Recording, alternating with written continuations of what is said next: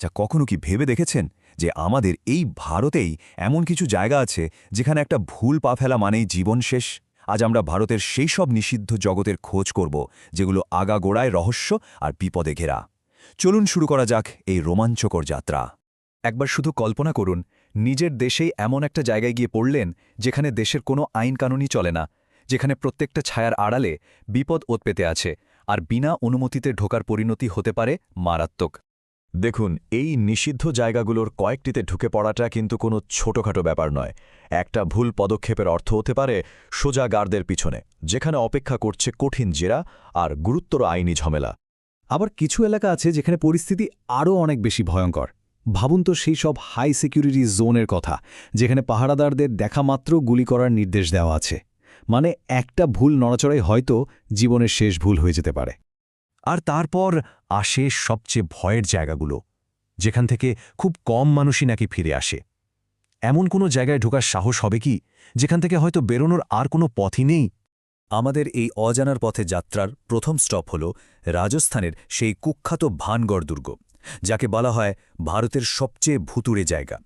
আর এটা কিন্তু কোনো মুখে মুখে ছড়ানো গল্প নয়, এটা খোদ সরকারের দেওয়া সরকারি সতর্কবার্তা।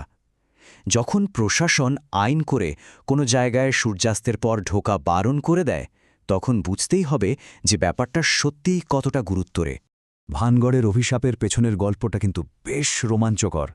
শোনা যায় প্রেমে প্রত্যাখ্যাত এক তান্ত্রিক নাকি গোটা শহরকে অভিশাপ দিয়েছিল, আর সেই অভিশাপের ফলেই নাকি এক রাতের মধ্যে পুরো শহরটা ধ্বংসস্তূপে পরিণত হয়। স্থানীয়রা আজও দাবি করে যে রাতের অন্ধকারে সেই মর্মান্তিক রাতের প্রতিধ্বনি শোনা যায়, মানে আর্তনাদ, পায়ের শব্দ আর অশরীরী ছায়ার আনাগোনা। আর যারা সেই বারণ না শুনে রাতে দুর্গে ঢোকার দুঃসাহস দেখিয়েছে, তাদের অনেকেই আর সেই গল্প বলার জন্য ফিরে আসেনি। তো অতীতের ভূতদের কাছ থেকে এবার যাওয়া যাক এমন এক জায়গায় যেখানে বিপদটা কিন্তু জীবন্ত এবং বর্তমান। আমাদের পরের গন্তব্য পৃথিবীর সবচেয়ে বিচ্ছিন্ন আর রহস্যময় জায়গাগুলোর একটা, উত্তর সেন্টিনেল দ্বীপ। এই দ্বীপটা হল সেন্টিনেলিজ উপজাতির বাড়ি। ভাবুন তো, ওরা হাজার হাজার বছর ধরে আধুনিক সভ্যতা থেকে একেবারেই বিচ্ছিন্ন হয়ে আছে। ওরা আজও তাদের পূর্বপুরুষদের মতোই জীবন কাটায়, বাইরের দুনিয়া নিয়ে ওদের কোনো ধারণাই নেই। আর ওরা চায়ও না যে এই পরিস্থিতিটা বদলাক। ওদের এই একা থাকার ইচ্ছেটা কিন্তু মোটেই শান্তিপূর্ণ নয়, বরং ওরা হিংস্রভাবে নিজেদের জগৎকে রক্ষা করে। বহু শতাব্দী ধরে ওদের দ্বীপের কাছে যাওয়ার যে কোনো চেষ্টার জবাব মিলেছে ঝাঁকে ঝাঁকে তীর দিয়ে। আর এই শত্রুতার সবচেয়ে মর্মান্তিক পরিণতি দেখা যায় ২০১৮ সালে, যখন একজন আমেরিকান ধর্মপ্রচারক ওদের সঙ্গে যোগাযোগ করতে গিয়ে প্রাণ হারান। এরপর থেকেই ভারত সরকার দ্বীপের চারপাশে একটা কঠোর সুরক্ষা বলয় তৈরি করেছে, যা দ্বীপটাকে কার্যত একটা দুর্গে পরিণত করেছে। এরপর আমরা এমন দুটো নিষিদ্ধ অঞ্চলের দিকে যাব যা কোনো অভিশাপ বা বিচ্ছিন্ন উপজাতির কারণে নয়, বরং প্রকৃতির চরম রূপ আর ভূ-রাজনৈতিক সংঘাতের কারণে নিষিদ্ধ। কখনো কি ভাবা যায় যে তাপমাত্রা -৫০ ডিগ্রিতেও নেমে যেতে পারে? এটাই হলো সিয়াচেন হিমবাহের হাড় কাঁপানো বাস্তবতা, যেখানে ঠান্ডাটাই একটা প্রাণঘাতী শত্রু। এই জায়গাটাকে প্রায়ই বিশ্বের সর্বোচ্চ যুদ্ধক্ষেত্র বলা হয়। কিন্তু মজার ব্যাপার হল, সিয়াচেনে আসল লড়াইটা কিন্তু বন্দুকের গুলির সাথে নয়, বরং প্রকৃতির সাথে। বরফ, তুষারঝড় আর অক্সিজেনের অভাবই হল এখানকার সবচেয়ে বড় শত্রু, যা এই জায়গাটাকে ভয়ঙ্কর ডেথ জোন বা মৃত্যু অঞ্চল বানিয়ে দিয়েছে।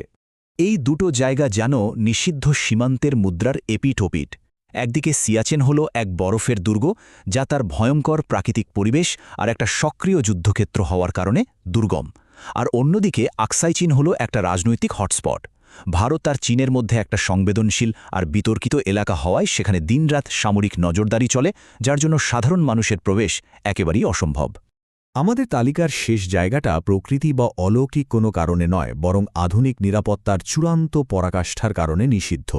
৭ লোককল্যাণ মার্গে অবস্থিত ভারতের প্রধানমন্ত্রীর বাসভবন শুধু একটা বাড়ি নয়, এটা যেন একটা আধুনিক দুর্গ। এলিট কমান্ডো, স্নাইপার, ২৪ ঘণ্টার সিসিটিভি নজরদারি আর এমন সব নিরাপত্তা ব্যবস্থা যা যে কোনো সিনেমার গল্পকেও হার মানায়। এখানে বিনা অনুমতিতে ঢোকাটা আক্ষরিক অর্থেই অসম্ভব। আমাদের এই অনুসন্ধান প্রায় শেষের দিকে।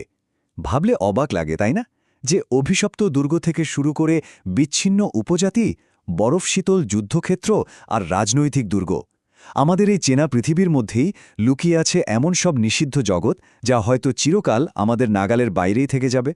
তাই শেষে এই প্রশ্নটাই থেকে যায়, কোন বাধাটা আসলে সবচেয়ে দুর্ভেদ্য?